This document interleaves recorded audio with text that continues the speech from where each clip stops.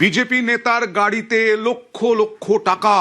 আজকে দক্ষিণ চব্বিশ পরগনার হটুগঞ্জে 10 লক্ষ টাকা সহ এই গাড়িতে মিলল 10 লক্ষ টাকা।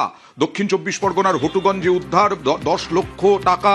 নাকা চেকিংয়ে গাড়ি থেকে উদ্ধার প্রায় 10 লক্ষ টাকা। কথা বলবো প্রতিনিধি আনিসুদ্দিনের সঙ্গে। আনিসুদ্দিনে এই লক্ষ লক্ষ টাকা নিয়ে যাওয়ার জন্য প্রয়োজনীয় নথি দেখাতে হয়, সেই নথি কি দেখাতে পেরেছেন?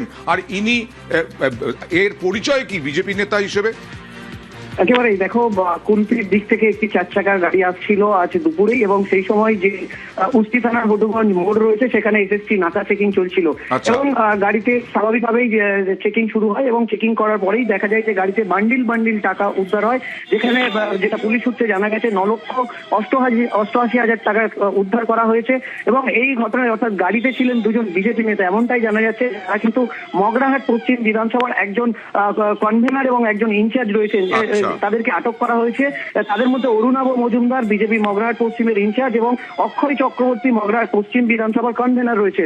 এবং দুজন সহ গাড়ির চালককে পুলিশ আটক করেছে, তার কারণ তাদের কাছে যে এই টাকা উদ্ধার হয়েছে তার কোনো সঠিক তথ্য তারা প্রমাণ দিতে পারেনি, তাই যে 3 জনকে আটক করে পুলিশ জিজ্ঞাসাবাদ চালাচ্ছে। কেন তারা নিয়ে যাচ্ছিলেন এত টাকা সেইটা কি জানিয়েছেন কিছু?